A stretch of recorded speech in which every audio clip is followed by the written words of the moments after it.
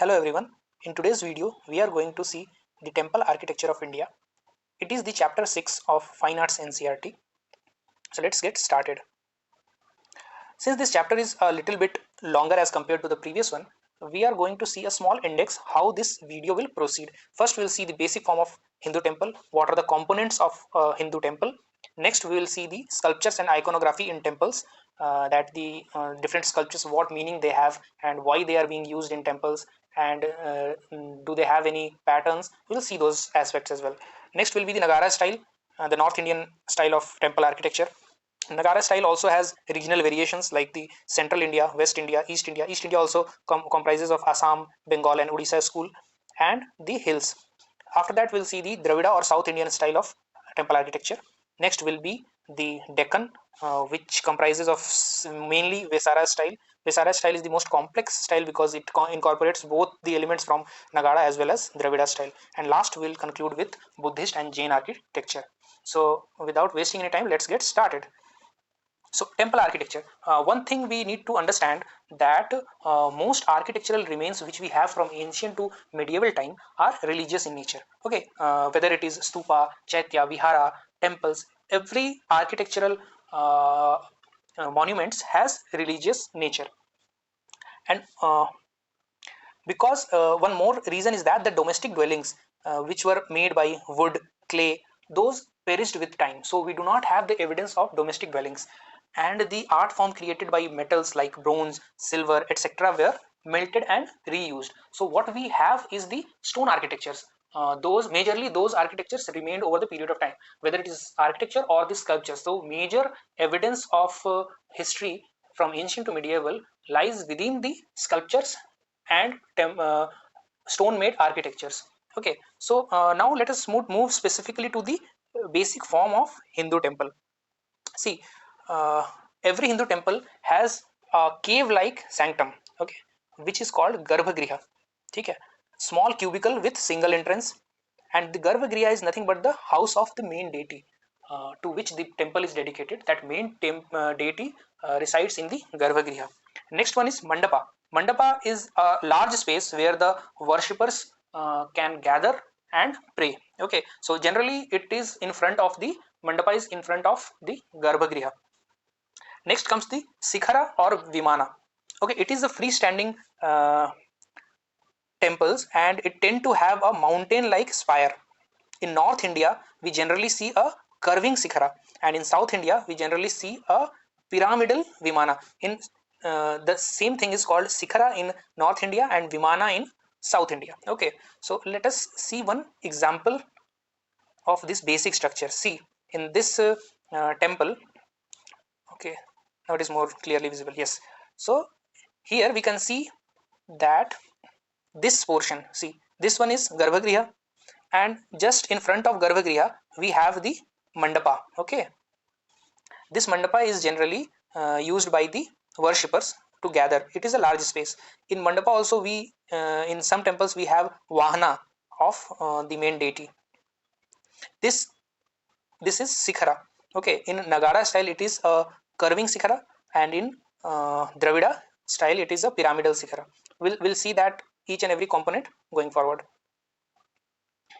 The fourth component is Vahana, which I already talked about. It is a vehicle of the temple's main deity.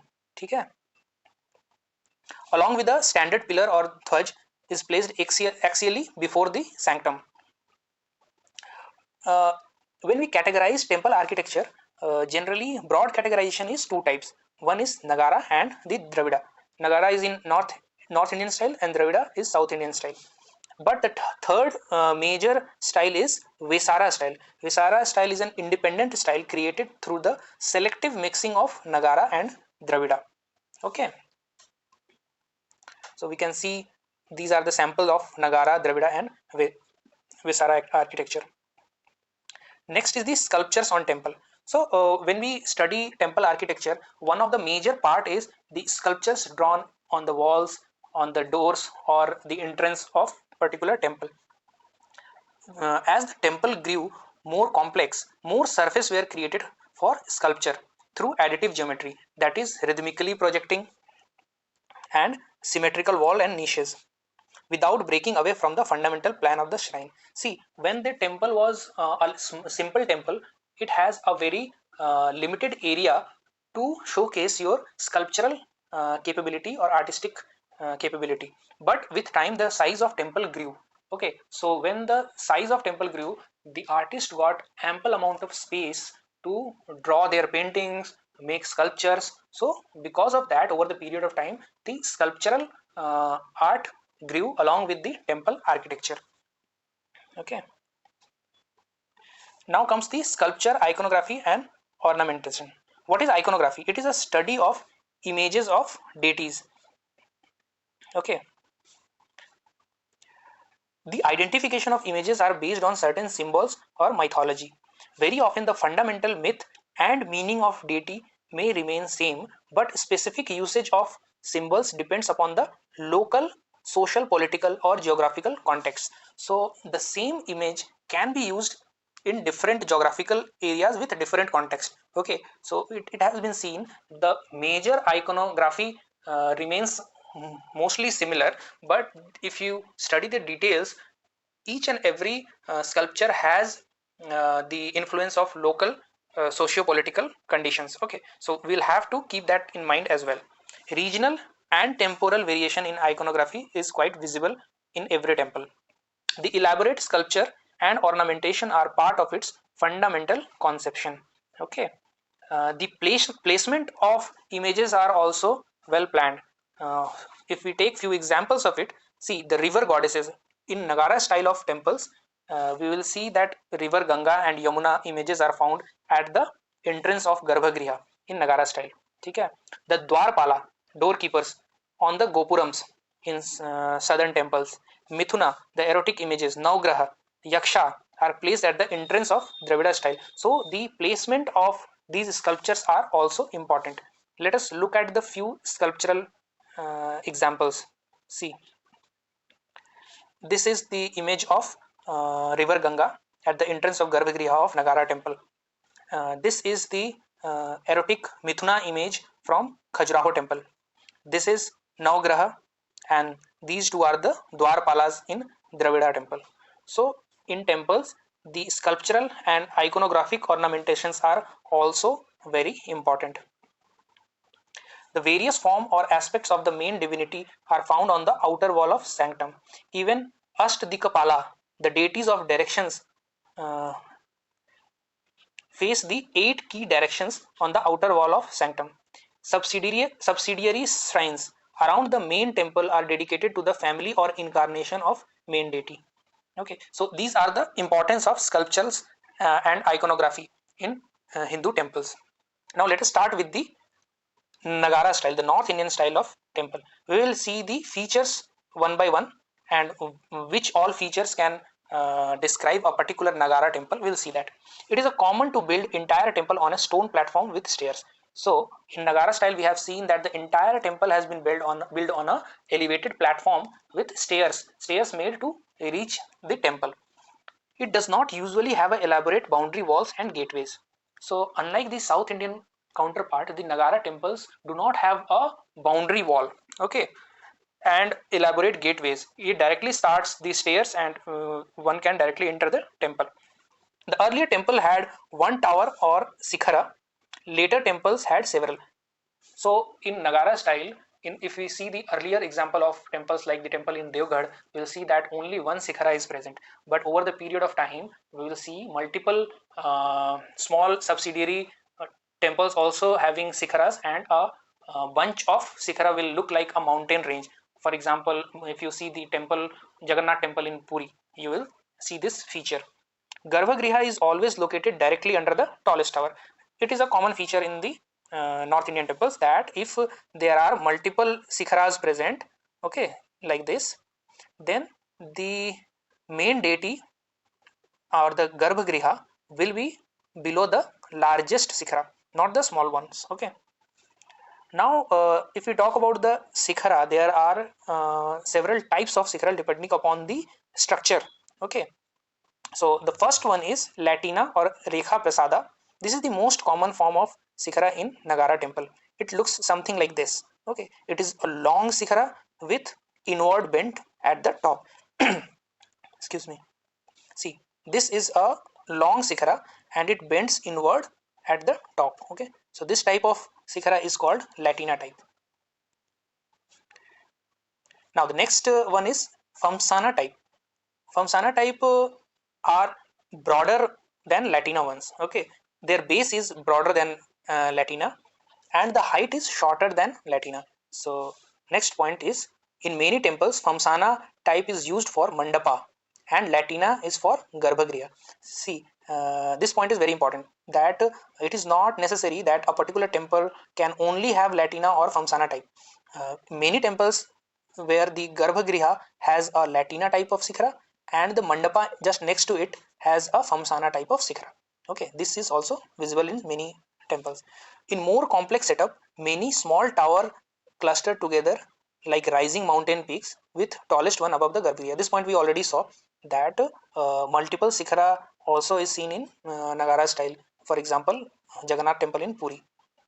So this image is of Famsana type. You can see the base is broad and the height is smaller than the Latina, and it is the linear progression can be seen here. Okay, it is not like it is starting straight and bending at the end. The inclination is constant. Next type is Vallabhi type. Vallabhi type is a rectangular building with a roof that rises into a vaulted chamber. See, this small image you can make to demonstrate it, but it looks like this small vaulted folds. Okay, it looks it is also called wagon vaulted building, and it is quite similar to the Buddhist rock cut chaitya roofs. If you remember, in previous chapter we have seen. So it is kind of similar to that. So this type of shikhara is called Vallabhi type. Now, in Nagara style, there are regional variations as well. Okay, so first we'll start with the Central India. Central India, the region of UP, MP, and Rajasthan comes under this area. Okay, the general feature of this Central Indian Nagara style temple are they are generally made of sandstone. The oldest surviving temple are from Gupta period and are found in Madhya Pradesh. Okay, the modest looking shrine with small mandapa, small garbhagriha, and four pillars. So these temples are very small because they are old. It traces back to Gupta period. Okay, so example of such sites are Udaygiri in outskirts of Vidisha and is part of larger Hindu complex cave shrine. Okay, Udaygiri, we have earlier seen the caves in Udaygiri as well. Next example is Sanchi temple, which was found in a Buddhist site. In front of the Sanchi stupa, we have temple 17. Okay, so that we are talking about that temple. This means similar developments were being incorporated in architecture of temples of both the religion, because in a same site we are seeing stupa of Buddhist religion and uh, the temple 17 from Hindu religion. So we can see these kind of combinations, that similar development happened simultaneously. Okay, another example and most prominent example of Central Indian Nagara style is temple of Devghar in UP. It was built in early 6th century CE. Okay, which is about 100 years after Sanchi and Udaygiri. So obviously Sanchi and Udaygiri temple were the older ones, 100-year older ones than Devghar UP. So now in Devghar temple the features have enhanced a little bit. Okay, so Devghar temple is classic example of late Gupta period type of temple. So those were Udaygiri and Sanchi were the Gupta period, and it can be categorized in late Gupta period. The temple was of Panchayatan style. Now small explanation about Panchayatan style. See, if this is the main temple, then these four corners will have small subsidiary shrines. So this kind of architecture, this plan of architecture is called Panchayatan style of architecture. Okay, the Latina or Rekha Prasad style of Shikhara suggests Nagara style. Now the after seeing the pattern of Shikhara, we can say that the temple in Devgarh belongs to Nagara style. Okay, let us see the temple once. See, we were talking about this temple. Okay, now the grand doorway with standing sculptures of Ganga on left and Yamuna on right side, mainly a Vishnu temple. So we are still talking about the temple at Devgarh, okay, that it is a mainly Vishnu temple, but the subsidiary shrine does not have avatar of Vishnu. See, it is an important point because generally when we read about subsidiary shrine, we generally see the different incarnation of that particular main deity of that particular temple, okay. But in this case, it is not the case. Like the temple is Vishnu temple, but the subsidiary shrine does not have Vishnu avataras, okay. The wall relief shows Vishnu in three forms: Shesh Narayan, Nar Narayan, and Gajendra Moksha. See, this picture is of Shesh Narayan from Devgarh temple. The unique feature of Devgarh temple is it is a west facing temple. Generally, temples are east facing or north facing, but this can be a very important point that Devgarh temple was west facing. So you can remember this point. Now let us see the Khajuraho temple. See, Devghar temple was around 600 CE, right? Now after 400 years, we will see the develop in 10th century. We will see the development of Khajuraho temple, and with this 400 years gap, you can see the architectural development that happened in that period. Okay, it is also a Nagara style of temple, but you can see the complexities of this temple, how well this temple grew, that architecture grew in just a span of 400 years, okay. So this is a Lakshmana temple, Vishnu temple. It is the grandest in Khajuraho temples. It was built in around 954 by Chandela king Dhanga. It is a Nagara style temple. Features are, it is a Panchayatan style, long sikhara, you can see long sikhara, curved pyramidal fashion, yes, we saw that. Amalaka and Kalas, here the Amalak and Kalas is also present. The balcony and veranda are different from Devghar style. But when we talk about Khajuraho temple, the most important feature comes to our mind is the erotic sculptures of Khajuraho. Okay, so uh, the Khajuraho temple also known for their extensive erotic sculptures. See, the erotic expression is given equal importance in human experience as spiritual pursuit, and is seen as part of larger cosmic whole. This is very important point.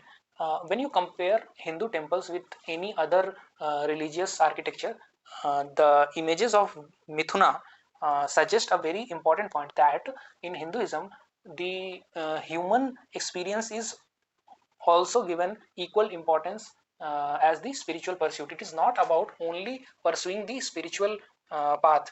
The Hindu philosophy gives equal importance to human pleasures and the bodily requirements as well. The sculptures of Mithuna embracing couple placed at the entrance of the temple. What are the features of these Khajuraho sculptures? They are highly stylized, almost in full relief, cut away from surrounding stone, sharp noses, prominent chins, long standing eyes and eyebrows. Other notable example of the temple architecture is Kandaria Mahadev temple dedicated to Lord Shiva. The next important temple is Chaunsat Yogini temple. It was built around 7th to 10th century. These are small temples dedicated to esoteric devis, okay, called Yogini. So these goddesses associated with rise of tantric worship after 7th century. We know in later Gupta period, the tantric uh, tantric worship also started rising in different areas, and it is one of the example. The Yogini temple is one of the example of tantric worship. Many such temples were dedicated to the cult of yoginis across Madhya Pradesh, Odisha, and even as far as south as Tamil Nadu. Okay, so look at this temple. It is the Chaunsat Yogini temple in MP. And one more feature of this temple is, I mean, unique fact about it, that the Indian Parliament, the present building, is influenced, or the architecture is influenced by Chaunsat Yogini temple. So this one fact you can remember. Next comes the West India. West India is generally Gujarat, Rajasthan, and West MP. Different type and colored stone were used in West India. Most common sandstone. The less common was grey and black basalt. The manipulatable soft white marble was seen in Jain temple of Mount Abu. Okay, so in when we see the Jain architecture, we'll see that particular temple, where soft white marbles were used, and it was very useful to create sculptures on that kind of marble. Samalji in Gujarat. This place shows how earlier artistic tradition of the region mixed with the post-Gupta style and gave rise to distinct style of sculptures. Okay, large number of sculptures were found here, made of grey schist, dated between 6th to 8th century. When we talk about Nagara style of temple in West India, one of the most important temple is Sun Temple at Modhera. It was built by Raja Bhimdev of the Solanki dynasty in 1026 AD. Solankis were the branch of later Chalukya dynasty. Okay, the basic feature of this Sun Temple at Modhera is the massive rectangular step tank Surya Kund. Okay, the proximity of temple with water bodies are an ancient phenomena. By early 11th century, they became part of many temples. So we'll see in different temples that around 11th century afterwards, many temples had a water body in their campus as well. So let us look at this. This is an example of, picture of Sun Temple Modhera. Now the Surya Kunda is the grandest temple tank in India. Okay, 108 miniature shrines are carved between the steps in the tank. If we see, this is the Surya Kunda, and these are the small shrines on the steps of, see, these all small shrines all counts to 108, 100 small shrines. The huge ornamental arc Torana leads one to the Sabha Mandap assembly hall. These halls were open from all sides, common feature in West and Central region. See, the Mandapa in Western Nagara style of temples, the Mandapa were open from all sides. This is the unique feature which we can remember. The temple was influenced by the wood carving tradition of Gujarat. So lavish carving and sculpture work can be seen on the temple. You can see this Sikhara, and that small sculptures are formed here. It is inspired by the wood carving tradition of Gujarat. The temple faces east, and every year at the time of equinox, the sun shines directly into the central shrine. It is a very important and unique feature of this particular temple, that it is built in such a way that on the day of equinox, the sun shines directly into the central shrine, that is the Garbhagriha. Okay. Now let us see the Nagara style of architecture in East India, Northeast Bengal and Odisha. History of architecture in Northeast and Bengal is hard to study, as ancient buildings were renovated and what remains is a brick or concrete temples. See what happened in the eastern side, major the traditional temples and architectures were renovated by different rulers or even by British. So those temples are no longer the exact art form created when they were created. It was renovated. So majorly the temples are brickwork. Okay. Terracotta was the main medium of construction in the ancient time. Large number of sculptures have been found in Assam and Bengal. So let us see the architecture of Nagara architecture of Assam. Old 6th century sculpted door frame from Dapravita, Tejpur, and sculptures from Rangagora tea estate, Tinsukia, bears witness to the import of Gupta idiom in that region. So these two examples show the influence of Gupta sculpting. Okay, this post-Gupta style continued in the region well into the 10th century. From 12th to 14th century, a distinct regional style developed in Assam. Okay, so the style that came with the migration of the Thais from Upper Burma mixed with the dominant Pala style of Bengal and gave rise to Ahom style. It is a very important point. Okay, what happened with the migration of Thais from Upper Burma? So they got Upper Burman style of architecture and incorporated with the Pala style of Bengal and came up with a unique style which is called the Ahom style. Okay, example of Ahom style of architecture is the Kamakhya temple. You can see it is a Shakti Peeth and it was built in 17th century.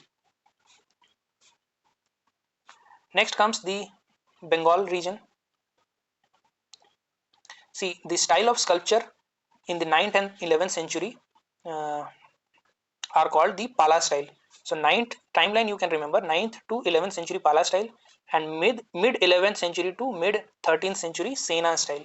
Okay, the Palas were the patrons of many monastic sites, and the temple architecture shows a local style that is called Venga style. In 9th century, Siddheswar Mahadev temple in Barakar, Bardwan shows a tall carving sikhara crowned by a large amalak. So, after seeing this feature, it can be categorized in a Nagara style because the tall curving sikhara and above it an amalaka shows the character of Nagara style. It is an example of early Pala style. It is similar to contemporary temple in Odisha. So it can be categorized as a Nagara subtype. Okay, so basically the features are of Nagara style, but with local variation, you can say it is a Pala style, which is a subtype of Nagara. General feature of the temple in this region, they are made of black grey basalt, chlorite stone pillars, arched niches, shape of the curving or sloping side of the bamboo roof of Bengali hut. Okay, see this, sorry, this kind of roof is the unique feature of Bengal style of architecture. Okay, this was even adopted by Mughals and was known as Bengal roof. Bengal roof. During Mughals and later a unique style of temple developed. Local building technique of bamboo hut plus arcs and domes of Islamic architecture. So these kind of combination can be seen in Bishnupur, Bankura and Birbhum temples. So this is one of the example of this combination of uh, Bengal roof and Islamic architecture. Next comes the Odisha style. Three main architectural feature of Odisha temple is Rekha Pida, Pidha Deul and Khakra. Temples in Odisha are distinct sub-style within Nagara order, similar to what we saw in Bengal and Assam. Odisha style also comes under the umbrella of Nagara style. Okay. In general, what are the features of Odisha style? Sikhara called Deul in Odisha. It's vertical almost until the top when it suddenly curves sharply inwards. You can see here the Sikhara, it is vertical till this point and suddenly it curves inwards. Okay, so this feature is in Odisha style. Devs are preceded by mandapa. Just before the devs, you can see a mandapa here. These mandapas are called Jagmohana in Odisha. ठीक है? Ground plan of temple is square, which generally becomes circular in the crowning mastaka, cylindrical spire. The exterior of temple lavishly carved, interior of temple is generally bare. So most of the carvings are done on the exterior of the temple of Odisha and the internal side is less carved, mostly bare. Odisha temple usually have a boundary wall. Okay, what are the example? Konark Sun Temple built in 1240 AD. It has a large Sikhara 70-meter, large Jagmohana temple set on high base. Walls are covered with ornamental carvings. This shows the characters of a Nagara temple. These includes 12 pair of enormous wheels sculpted with spokes and hubs, represents the chariot wheels of sun god, who in mythology rides the chariot driven by 8 horses, sculpted here at the entrance. Okay, this is the feature of Sun Temple in Konark. Now comes the Nagara temple in the hills. Okay, what are the region covers? It covers the Kumaon, Garhwal and Himachal and Kashmir region. Okay, so let us see the feature. You can see the temple of hills here. These are the two examples. Mostly it looks like the Nagara temple architecture, but it has a little bit of regional variation. You can see here in Amalak, and these are the regional variations. Okay, we'll see that.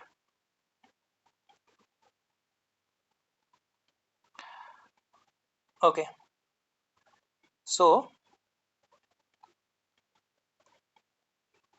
Kashmir's proximity to the prominent Gandhara sites such as Taxila, Peshawar led to a strong Gandhara influence. Okay, we know that Gandhara architecture or the style has a influence in northwestern area of the country. So Kashmir has influence of Gandhara style.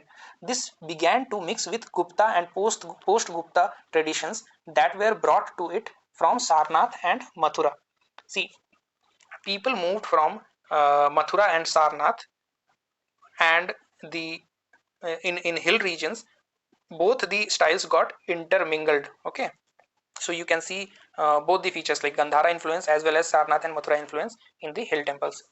Buddhist monks and Brahmin Pandit used to travel between the plains like Banaras, Nalanda to the hills in Garhwal and Kumaon. And why this kind of intermingling happened? Because the Buddhist monks and Brahmin Pandits used to travel between these places. Okay. Hence both Buddhist and Hindu traditions began to intermingle and spread in hills. Okay. Already explained it. Hill temples had their own tradition of wooden building with pitched roofs. Okay. In some temples, it is seen that the Garbhagriha and Sikhara are made in Rekha Prasad or Latina style, and the Mandapa is of an older form of wooden architecture. Okay, so in hills we generally see wooden architecture, but in hill temples of Nagara style, we are generally see the Garbhagriha and Sikhara is similar to Latina style, and the Mandapa is influenced or made by the wooden architecture, traditional wooden architecture of that region. Okay. What are the example of these temples? See, Pandarthan temple of Karkota period of Kashmir is most significant in terms of architecture. It was built in 8th to 9th century. The temple is built on a plinth to accommodate age-old tradition of water tank attached to the shrine. See, look at this. This is the example of the temple. See, this temple was built on a plinth to accommodate the water body within the campus. It is an age-old tradition there. This temple was Hindu temple, possibly dedicated to Shiva. Wooden building. Due to snowy condition in Kashmir, the peak of the roof is slant slowly outwards. Okay, so the peak of the temple slants slowly because of the snowy condition of the region. Okay, it is a regional variation. Temple is not heavily ornamented. So these are the features of hill temples. Example of sculptures are found in this region as well. Okay, what are the examples of sculptures? Images of Mahisasur Mardini and Narsimha at the Lakshana Devi Mandir. This is one example of sculptures found there. It shows the influence of post Gupta tradition. Both shows influence of metal sculpture tradition of Kashmir. Yellow color of the image is possibly due to alloy of zinc and copper popularly used to make sculptures in Kashmir. In Kashmir, generally metal sculptures were famous, and this particular example in Lakshana Devi Mandir, the Mahisasur Mardini and Narsimha sculptures were influenced by post Gupta tradition and also influenced by the metal sculpture tradition of Kashmir.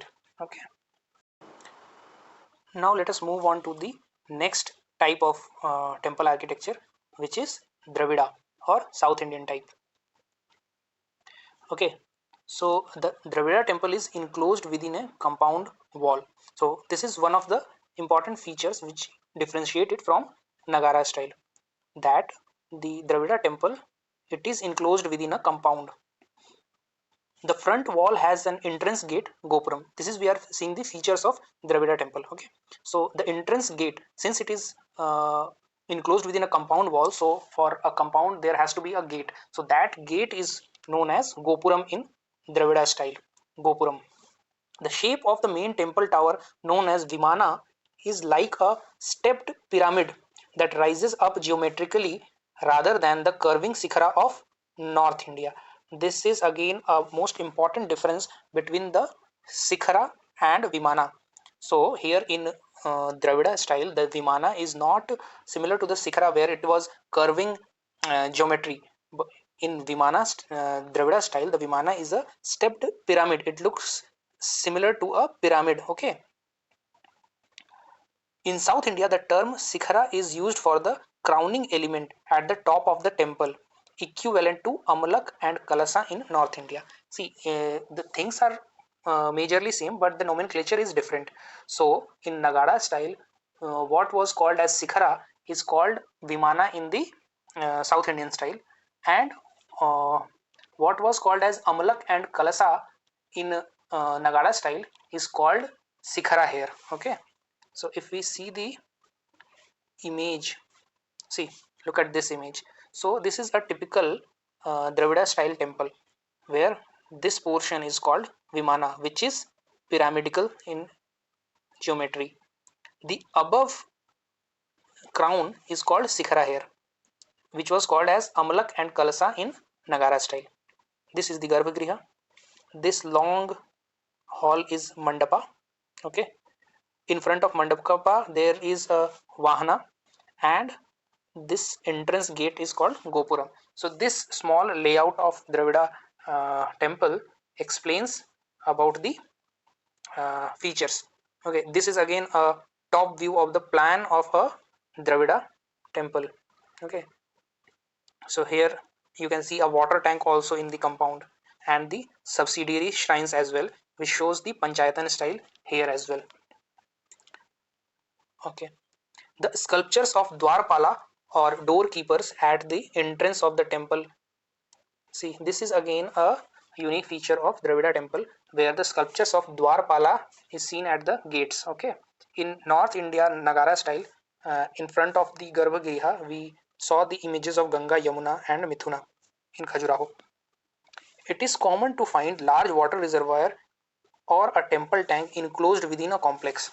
So this is again a unique, not unique, but a common feature of Dravida style of temples. In Nagada, we do not see, since we do not see a compound, so it is difficult to find a water tank within the compound. Okay, but yes, in few temples such as Sun Temple in Modhera, we also get to see water tanks like Surikunda. Okay, so that was an exception, but in general, in Dravida style of temple architecture, we generally find a water tank in the compound. The subsidiary shrines are either within main temple or located as separate shrines. Okay. The idea of multiple Sikhara in North India is not common here. It is again an important point. We saw in North India Nagara style that multiple Sikhara is present. Okay, and we saw that the highest Sikhara is above the Garbhagriha, but that feature is not common in Dravida style. At some old sacred temples in South India, the Garbhagriha has smallest Vimana. This is counterintuitive. Okay, so this point becomes important. Reason being the old timeline of Garbhagriha. With the time, new shrines and boundary walls with Gopuram emerged. So what is the meaning of this point? See, we saw in general in Nagada style that the largest Sikhara is above the Garbhagriha, but this is not the case with Dravida style. It has been seen in some ancient temples that the smallest Vimana is above the Garbhagriha. Why is this so? Because it was built gradually. Earlier there was only one temple, the Garbhagriha, with a smaller Vimana. With later period of time, different shrines have been built in the same compound, which was larger than the previous temple. Hence, we see multiple temples with multiple gopurams, and the smallest Vimana actually is the main shrine of the deity, that is the Garbhagriha. So one of the example of this kind of temple is Sri Rangam temple in Trichy. It has 7 concentric walls, each having separate gopuram. See, this is the image of Sri Rangam temple from Trichy. See, look at this large uh, temple, and these are the small temples. So but the Garbhagriha uh, is within the smallest one. So similarly it has 7 concentric gopurams. Okay, now the culture of temple town also grew in the timeline of 8th to 12th century. Okay, see, culture of temple town. What is the meaning of this? That when in ancient and medieval time we have seen the political towns, economic towns. What is the meaning of that? If a town is built surrounding the political center of a region, it is called political town. If it is developed due to the economic activities happening there, we call it as economic town or financial town. But in from 8th century to 12th century, we saw a new kind of temple town growing, where a large number of people started residing surrounding the temples, because many people used to visit that temple, and because of large number of pilgrims or tourists, that area thrived economically as well. So these kind of towns, we call them as temple towns. For example, the Kanchipuram, Thanjavur, Madurai, they are basically the development of these towns are surrounded uh, surrounded the temples and the activities happening in the temple. So those towns are called temple town. Now the subdivision of Dravida temple based on the shape. 5 different shapes can be seen: square shape, rectangular shape, elliptical shape, circular shape, and octagonal shape. These names you need not remember. Okay, you can just go through it once. The plan of temple and shape of Vimana were conditioned by the iconographic nature of the consecrated deity. Specific type of temple for a specific type of icon. So this point is again important because the every temple in Dravida style has a subjective or contextual meaning. I mean, it is not like each and every temple has the same plan. It depends largely upon uh, which deity is been residing in that temple. So depending upon the deity and the consecration of the deity, the structure and plan of the temple also changed. So it is highly subjective as compared to the Nagara style. Okay. Now, the Pallava dynasty were one of the ancient South Indian dynasty which were active in Andhra in 2nd century CE and later moved to the south to settle in Tamil Nadu. Okay, their history better documented in 6th to 8th century. Inscriptions, sculptures, and monuments tell us the story about the Pallava dynasty. They had strong ties with Southeast Asia, mostly Saivites, but evidence of Vaishnav shrines are also present. Even influence of Buddhist history of Deccan is also visible in the monuments. Okay, these are the monuments of Pallava dynasty.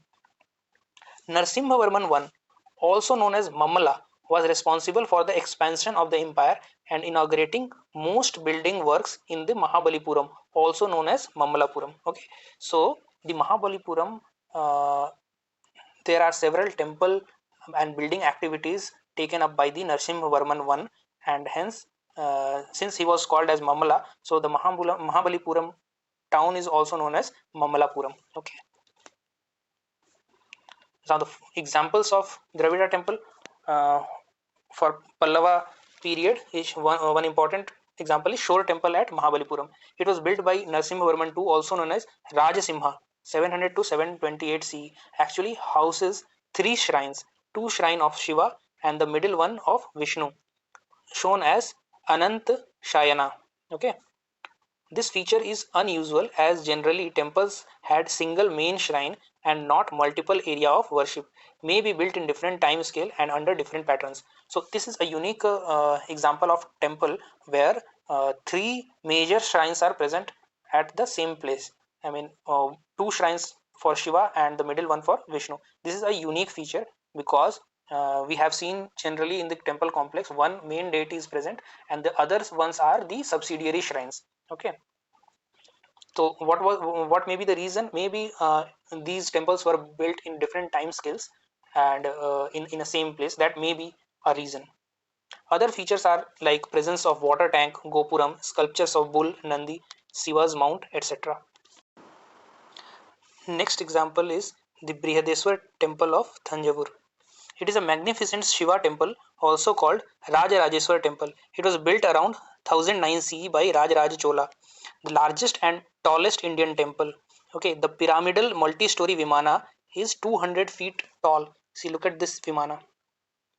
The monolithic Shikhara, which is an octagonal dome-shaped stupika. This octagonal dome-shaped stupika is a monolithic uh, creation. Okay, and the first time the two large gopurams with elaborate sculptural carving was seen in Brihadeswar temple. Presence of huge Nandi figure. See, this is Vahana Nandi present in the Brihadeswar temple, Mandapa of Brihadeswar temple. The Kalasa itself is 3 meters in height. See, look at this. In this image, we can clearly see the stupika, the octagonal monolithic Sikhara here.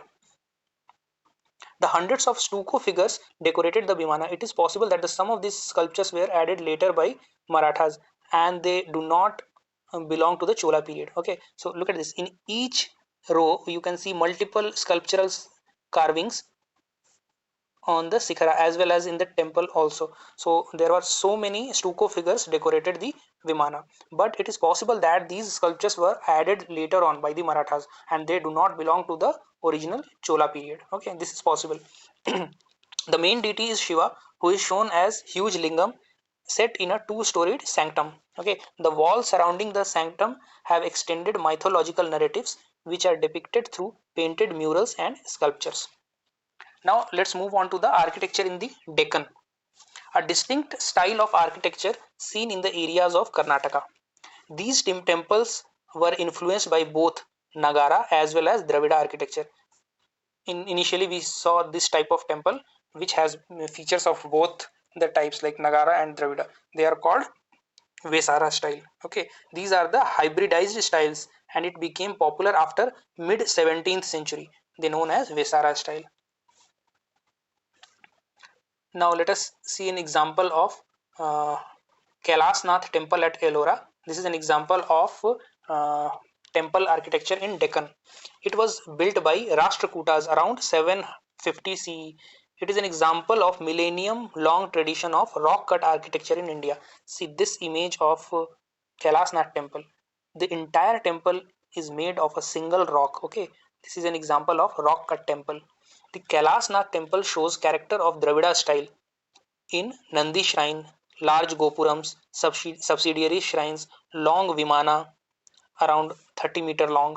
Okay, all of these are carved out of a living rock. So these features like these subsidiary shrines you can see here, these subsidiary shrines, the long vimana, the presence of Nandi image sculpture, it shows that the Kailasnath temple at Ellora has the features of Dravida style. The sculpture of Rashtrakuta face in Ellora is dynamic. Figures are often larger than life size, infused within unparalleled grandeur. Now comes the Vesara style, generally found in the southern Deccan, present day Karnataka. Pulkesin I, early western Chalukya in Badami, 543 CE. The Badami was mostly rock cut cave. One of the example is Ravanfadi cave at Aihole. Okay, it is known for its distinctive sculptural style. Now the example of the sculpture, Ravanfadi sculpture, is the sculpture of Nataraja. It is a famous sculpture. You can see the image here. It is the sculpture of Nataraja, and it is surrounded by larger than life size depiction of Saptamatrikas. So total 7 Saptamatrikas, 3 to the Shiva's left and 4 to his right. So in this image you can see number 1, 2, 3 and 4. 4 Saptamatrikas in the right side of Shiva and 3 in the left side, which is not visible in this image. Okay. The features are graceful, slim body, long oval faces, cylindrical crowns, short dhotis, etc. See, you can see the crowns. These crowns are the unique feature of Western Deccan style. See, short dhotis. So these sculptural features are a unique feature of this Ravanfadi cave. Okay. Now the hybridization and incorporation of several styles was the hallmark of Chalukyan buildings. So in this period we see several hybridization which is known as the Vesara style. If we see the example number 1, Chalukyan temple made at Pattadakal. It shows the element from Pallava buildings from Kanchipuram and Mahabalipuram. Next example is the Eastern Chalukyan temple at Mahakuta. Okay, and Swarg Brahma temple at Alampur. It shows the greater assimilation of northern style of Odisha and Rajasthan. And the third one is the Durga temple at Aihole. It is a unique apsidal shrine. uh, the unique feature of it is the apsidal shrine is influenced by the Buddhist Chaitya hall.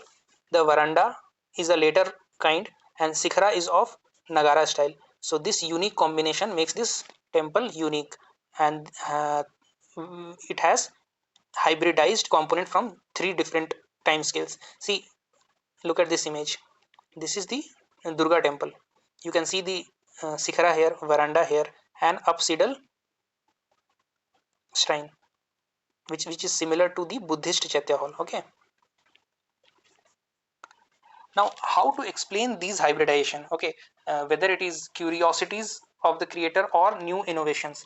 So the dynamic expression of creative set of architects, whatever may be the explanation, these buildings remains of great art, historical interest. Okay, so whatever may be the reason of these kind of hybridization, but this shows the complex, the ability of the architect to create such complex shrines, and it is of great historical importance.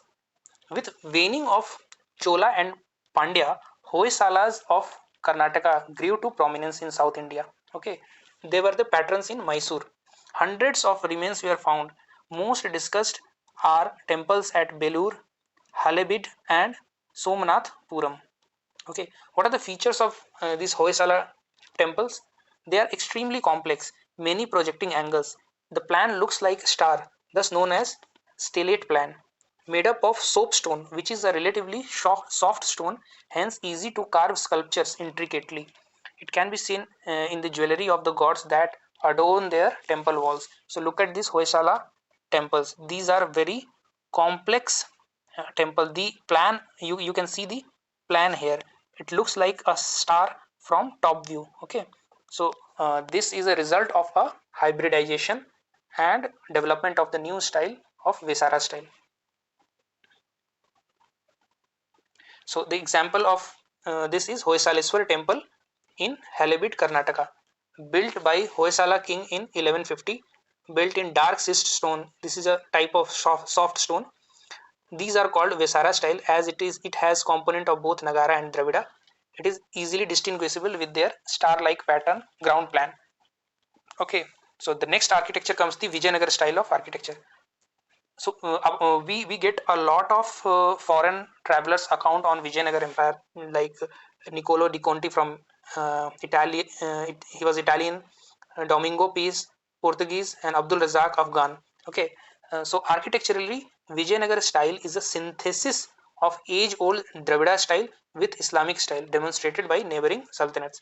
So this is one of the most important point of Vijayanagar style of architecture, that Vijayanagar style, we must remember the time scale of Vijayanagar Empire, that it was surrounded by different sultanates, and eventually the architecture of Islamic architecture had an influence on the Vijayanagar architecture as well. So whenever we study the Vijayanagar sample of Vijayanagar architecture, we see the element of Dravida style as well as the Islamic style in it.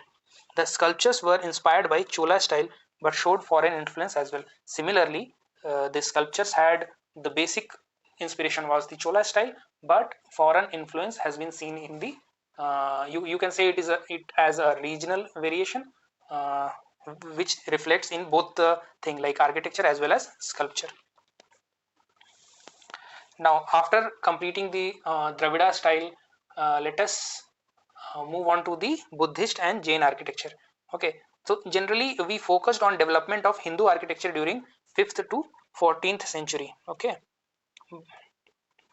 but at the same time Buddhism and Jainism also developed. Okay, the sites of Ellora is a good example of development of all three religions at the same place. Okay, Gupta decline in 6th century CE. So the east area, the eastern side, which comprises of Bengal and Bihar, also known as Magadha, remained unified. Okay,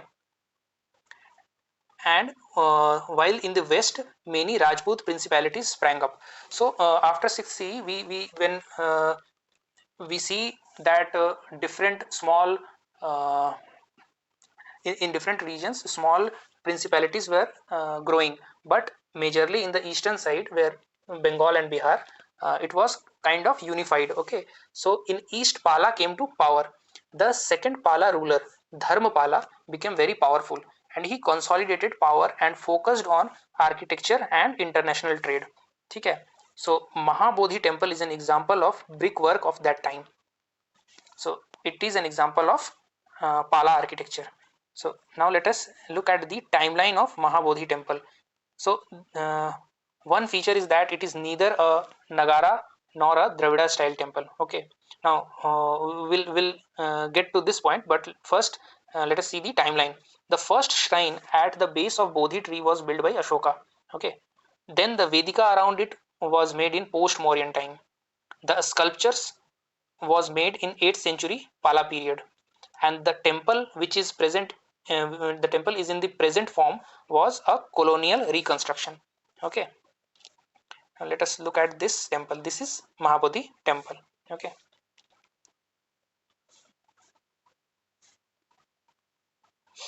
The Mahabodhi temple is a narrow like Nagara, but rises without carving like Dravida. See, look at this. Uh, the temple is narrow like Nagara style, but the Sikhara is similar to Dravida. So you cannot say that it is a Nagara style or Dravida style because it is different from both of them. Okay. The monastic university of Nalanda is a Mahavihara, a complex of several monasteries of various sizes. This is the remains of Nalanda Mahavihara. Okay. The most information of Nalanda is based on records of Huinsang. The foundation was laid by Kumar Gupta in 5th century CE. All three Buddhist doctrines taught here, Theravada, Mahayana, and Vajrayana. Monks came here from neighboring countries like China, Tibet, Central Asia, Sri Lanka, and Southeast Asia. They used to take back sculptures from here and to their respective countries. Hence, Nalanda was a prolific center for art production. Okay, whoever came here for studying in Nalanda University, they used to take back different sculptures to their own country. So, because of that, Nalanda became a hub for sculpture making. The sculptural art of Nalanda, stucco, stone, and bronze, was based on Buddhist Gupta art of Sarnath. So the style of sculpture formation was hugely influenced by the Gupta art of Sarnath. Okay, by 9th century, the synthesis of Sarnath and local Bihar tradition became Nalanda school of sculpture. So it was influenced by the Sarnath sculptural sculpture making of Gupta period, but later on around 9th century, the local Bihar tradition also also added up and made a new style of school of sculpture, which is called as Nalanda school of sculpture. Okay, you can see few example of that school of sculpture. So what are the features of Nalanda school of sculptures? These are distinctive facial features, body forms, and treatment of clothing and jewelry, high quality of workmanship, ordered appearance with little effect of crowding. Sculptures are not flat on relief but are depicted in 3D form. You can see these sculptures. Okay. Nalanda bronze, 7th to 8th century, outnumber the discovery of metal images from all other sites of eastern India. Constitute large part of Pala period metal sculptures. So Nalanda, as we already saw, that Nalanda bronze at this period of time, the around 8th to 9th century CE, it was a hub of sculpture, bronze sculpture production. Okay. Like stone counterpart, the metal sculptures also inspired heavily by the Sarnath and Mathura Gupta tradition. So, in previous slide, we saw that the stone sculptures were majorly inspired by the Sarnath style, and similarly, the metal sculpturing also influenced by the Sarnath and Mathura style of Gupta tradition. Initially, Buddhist deities of Mahayana like Standing Buddha, Bodhisattva, Manjusri Kumara, Avalokiteswara, Naga Nagurjuna, etc. sculptures were seen. But in late 11th century and 12th century, Nalanda emerged as important tantric center for Vajrayana deities like Vajra, Sarda, Khasarpana, etc. were found. The sculptures of crowned Buddha was only seen after 10th century CE. Okay. See, look at this crowned Buddha. These kind of sculptures were found after 10th century. Sirpur in Chhattisgarh, early Odisha style 550 to 800 CE, has both Hindu and Buddhist shrine. Iconographic and stylistic elements are similar to that of Nalanda. The port town of Nagapatnam, major Buddhist center until Chola period. One of the reason is trade with Sri Lanka. These two are this again a prominent center for Buddhist architecture and sculptures. Now let us move on to the Jain temples. Now the Jains were the prolific temple builders just like Hindus. Okay, the oldest pilgrimage site are in Bihar. Many of these sites are early Buddhist shrines. Now in Deccan, architecturally important Jain sites are Ellora and Aihole. In central India, it is Devghar, Khajuraho, Chanderi, and Gwalior temples. In southern India, Karnataka, a rich heritage of Jain shrines are found at Sravan Belagola. The famous statue of Gomateswara and the granite statue of Bahubali, 57 feet, is the world's tallest monolithic freestanding structure. Okay, look at this image of Bahubali at Sravan Belagola. Gujarat, Rajasthan have been stronghold of Jainism since early times. Okay, the famous Jain bronze are Akota, uh, found in Baroda, Chausa in Bihar, Hansi, Haryana, etc. Okay, the lost wax technique was used for bronze sculptures, inlaid with silver and copper to bring out eyes, crowns, etc. Now, the example of Jain temple at Mount Abu. It was constructed by Vimalsa. Look at this. This is the Jain temple at Mount Abu. The unique feature of this temple is that its simplistic exterior and exuberant marble interiors. You can see that from outside. You can see it is a not so exuberant. I mean, it is a simplistic structure, but when you go inside the temple, the internal interiors are made of white marbles, soft marbles, and the sculptural intricacies you can see is very exuberant work. Okay, it is a rich sculptural decoration. It is famous for its unique pattern on every ceiling. Okay, so these are the temple architectures, and finally we saw the Buddhist architectures as well as Jain architectures. So with this we have completed the sixth chapter of Fine Arts NCERT. I hope you find this video helpful, and it helps you to complete the chapter in a very short period of time. We know that Fine Arts NCERT sometimes become very monotonous, and the language of the book is not so lucid, so it becomes easy when we take help from a video explainer and then go back and study our NCERT. So I hope this series of videos are helping you, and if you are liking these kind of videos, please like this video, comment your suggestion, share it with your friends, and subscribe to this channel. Thank you so much.